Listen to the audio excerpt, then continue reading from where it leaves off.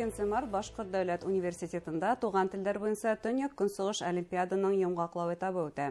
Олимпиада һөҙөмтәләре буенча еңүчеләр университетка имтихан укырга инала. Һаумыгыз. Эфирда интервью тапшыруы студияла Гөлсимә Эштанова, программабының кунагы Башкорт дәүләт университетының Башкорт филологияһы, шәрқият һәм журналистика факультеты деканы Гөлфирә Абдуллина. Гөлфирә, һаумыгыз. Хәерле көн. Шулай итеп, был олимпиада инде көҙөн игълан ителгәйне, катнашучылар һаны күпме? Гомумән ниндирәк кимәлдә үтә, ниндирәк формула?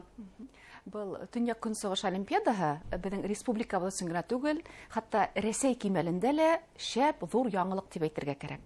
Чөнки моны әле генә билдәләп үттегез, уның еңүчеләре университетларга, югары уку йортларына ингәндә бөтен Рәсәй буенча имтиханһыз кабул ителә алалар. Әгәр дә мәсәлән туган телләр буенча унда имтихан каралган икән, шунда 100 баллга исәпләнә. Димәк, уның кабул ителгән күп була. Бу бердәм дәүләт имтиханын 100 баллга бирде дигән бер тимәк. Еңүче булса шулай. Яки инде бөтенләй имтиханһыз инә шул предмет буенча, туган телләр буенча. Әлеге мәлдә безнең башкорт теле һәм әдәбияты буенча 300-дән артык укучы катнашкан. Ул платформаһы Төньяк Көнчыгыш федераль университетында ине. Ошо һайлап алу этабы. Хәзер инде без 2 мартта көтәбез үзебездә 300 баланың 107-һе үтте ошо йомгаклау этабына. Байтак кына 107 укучы. Әлбәттә байтак. Чөнки монда һораулар бик еңелдән түгел инде. Әйткәндә ул онлайн форматта үттеме? Әйе, бына онлайн форматта үтте. Улар тест формаһында һорауларга җавап бирделәр. Әдәбият буенча инде бераз уйлауга корылган һораулар да бар ине. 2 март без уларны йөзләренә карап, күзләренә карап осрашырга уйлыйбыз инде. Күзмә-күз осрашырга. Гомумән ничек баһалайһыз катнашучыларның бына кимәлен онлайн булһа тикшергәнегез бит инде. Туган телде ничек белә мәктәп укучылары? Бында һайлап алу этабында безнең бөтенләй катнашлык булманы. Уны автоматик рәвештә компьютер тикшерде. Шулай да һөҙөмтәләр безне куандыра. Әгәр дә без 300 укучының катнашуын тәэмин итә алганбыз икән, бу бөтен телләр буенча ла шулай. Унда беләһегез, безнең 6 университет катнашты, 6 тел буенча үтте. Ивенки теле, ивен теле, чечен теле, татар теле барны, башкорт теле. Ул да бит үзенә күрә бер яңалык. Без башка телләрдә лә үзебезнең арттан ияртәбез дигән хүз. Һәм киләһе елда катнашучы телләрнең әдәбиятларның ханы мотлак рәвештә артасак дигән ышанычта калабыз.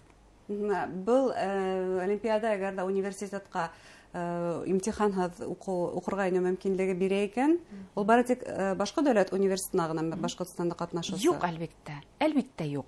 Уның чөнки исеме филология, туган телләр һәм әдәбияты дип атала. Мәсәлән, ул хатта башкорт теле буенча гына биргән хәлдә лә ул еңүче икән. Ул хатта Мәскәүгә барып, әгәр туган тел буенча ниндидер имтихан каралган икән, ул шунда инеп китә ала. Бұл бөтен Рәсәй кимәлендә ниндәйдер мөмкинлектәр аса дип әйтәйек инде. Туган телләр өчен мөмкинлектәр аса. Әлбәттә шулай. Чөнки бында филология буенча, рус теле һәм әдәбияты буенча ла аерым олимпиада бар. Уны без 12 март көндә шулай үзебезнең университетта кабул итәсәкбез. Бер нимә дип әйтәйем инде, платформаларның береһе, оештыручыларның береһе булып исәпләнәбез. Бында инде бигрәк күп мөмкинлектәр. Чөнки урыс теле һәм әдәбияты буенча бит инде байтак кына университетларда кабул итү имтиханнары каралган. Шуга зур мөмкинлектәр аса. Ысынлап та зур мөмкинлектәр укучылар алдында. Әйткәндә, укучылар гына мәктәп укучылары гына катнаштымы, әллә урта уку йортлары студентларламы? Бында тик мәктәп укучылары гына катнаша ала.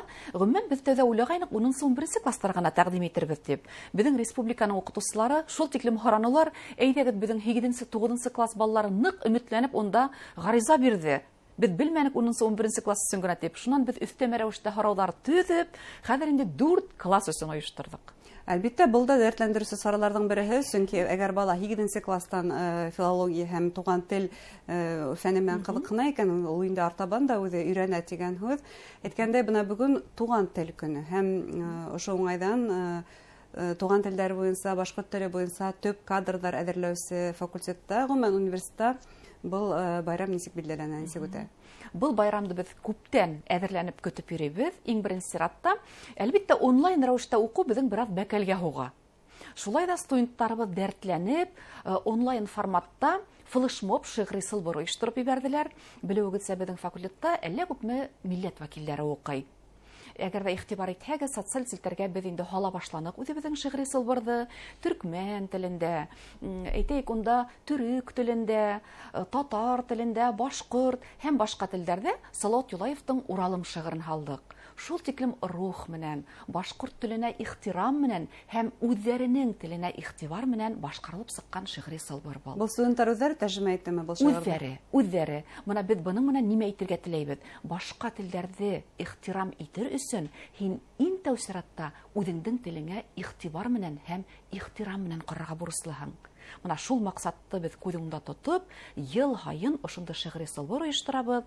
Беренчедән бул милләттәр һәм телләр арасындагы дуслыкны ныгыта, һәм икенчедән үҙеңнең милләтеңнең теленә бик мөхәббәтеңне белдерү бер сарала булып тора. Туган тел ул телде башлангыч кимәлдә генә өйрәнү түгел, һәм гомумән мәктәптә генә өйрәнү түгел, ә ул туган телебезгә фәнни карашта. Менә был яһәттән Башкорт дәүләт университетының диссертацион советы буенча ла һеҙҙең фекерҙәрҙе ишеткә килә, нисек эшләй бөгөн, яшь ғалимдар бармы, үҫтерәбеҙме? Әйе, менә был хатта диссертация советы кимәленә килеп еткәнсе, без гомумән үзебезнең балаларга, факультетта укучы балаларга, гомумән Башкорт дәүләт университетының төрле факультетларында укучы студентларга шундый талап куябыз.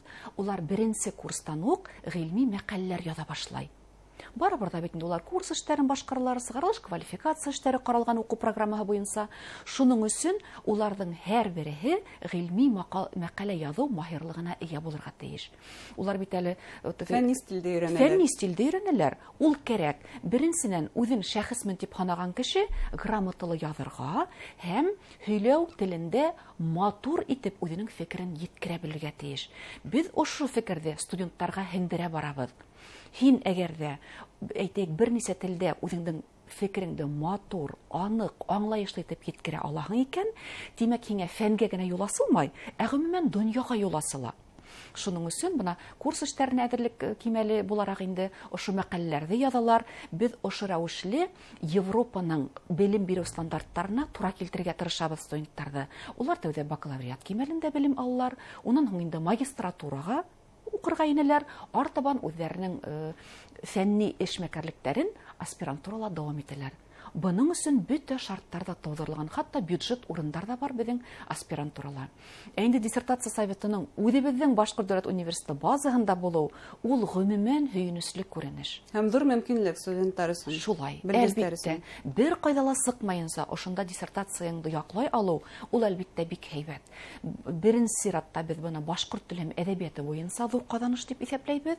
Икенче сиратта үзебезнең телде башка телләр белән сагыштырып яклау мөмкинлеге бар бит безнең диссертация советында.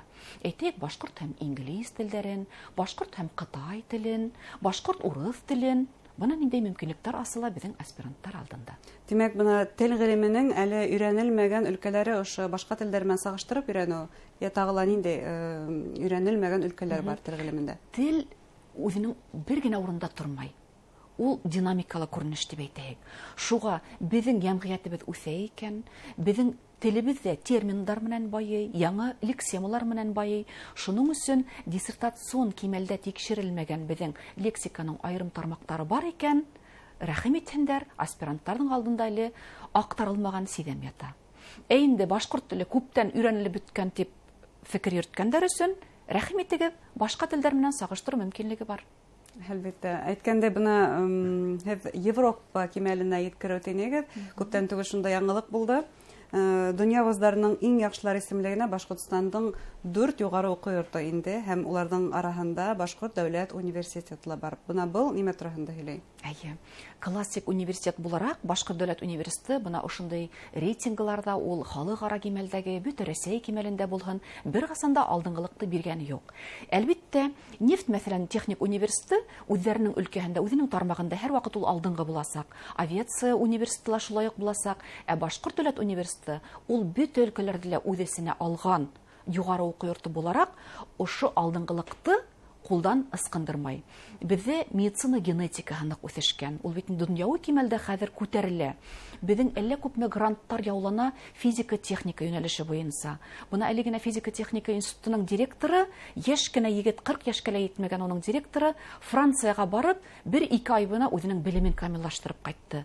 Беҙҙең бер нисә йәштәр лабораторияһы, бына баҫым биһап әйтәм, йәштәр лабораторияһы, тимәк, 35 йәшкә тиклемге беҙҙең йәштәр сит илгә сығып үҙенең белемен камиллаштыра. тора. Бына тигән мөмкинлектәр. Хәзер бына фәнни безнең гыйльми үзәк бар бит инде. Евразия кимәлендә, Европа кимәлендә дип әйтәйек. Бұл әлегеле баягы безнең алда яңа мөмкинлектәр аса. Инженерия кимәле буенча безнең бөтә заводтар менән бәйләнеш урынлаштырылган. Мин гуманитар фәннәр хакында гына һүз йөртмәем. Төрле кимәлдәге мына шу дөньяви караштарды, заманса караштарды без аңлап кабул итеп, ошо юсыкка инеп китергә тиешбез. Ә гуманитар ягына килгәндә, хатта безнең башкорт теле буенча ла бит инглиз телле журналларда, ул югары рейтинглы журналдар дип атала, ул Scopus, Web of Science-тарда без мәкалә бастырабыз. Ул нонсенс. Ул әлбәттә был университеттың фәнни кимәленең югары булуы турында һөйләп тора. Һич шикһез. Һич шикһез. Шулай итеп, бүген туган тел көне ошо яһәттән тамашачыларга, гомумән буласак, һезнең студентларыгызга бәлки айрым теләктәрегез бардыр. Хөрмәтле телевизор караучылар, менә без инде нисә тиҫтә елдар буена яшь буынды фәнгә ылыктыру максатында үзебезнең максаттарыбызны анык билдәләгәнбез. Фәнһез дөнья алга китмәй. Гуманитарийлар ошо тәңгәлдә иң алдынгы позицияларда барырга тиеш. Хәзер гомумән әйтәләр, югары технологиялар заманы дип. Кайдалар унда космоска асалар, әмма ләкин һин телде белмәенсә, әдәбиятты белмәенсә, мәдәнияткә, рухияткә игътибарлы булмаенса, берниндәй фәнни асыштар да яһалмай. Бала үз телендә теле асыла, әсә телендә. Шуның өчен телдәргә игътибарлы булайык. Туган телдәр көнендә мин фәнгә лә һәм гомумән туган телдәргә лә игътибарлы булырга сакырам. Зур рәхмәт һеҙгә әңгәмәгеҙ өсөн. Һау булыгыз. Хөрмәтле тамашачылар, шулай итеп, безнең студияла Башҡорт дәүләт университетының башҡорт филологияһы, шәрҡиәт һәм журналистика факультеты деканы, филология фәндәре докторы, профессор Гөлфирә Абдуллина менән әңгәмә тәҡдим иттек. Иғтибарығыҙға зур рәхмәт.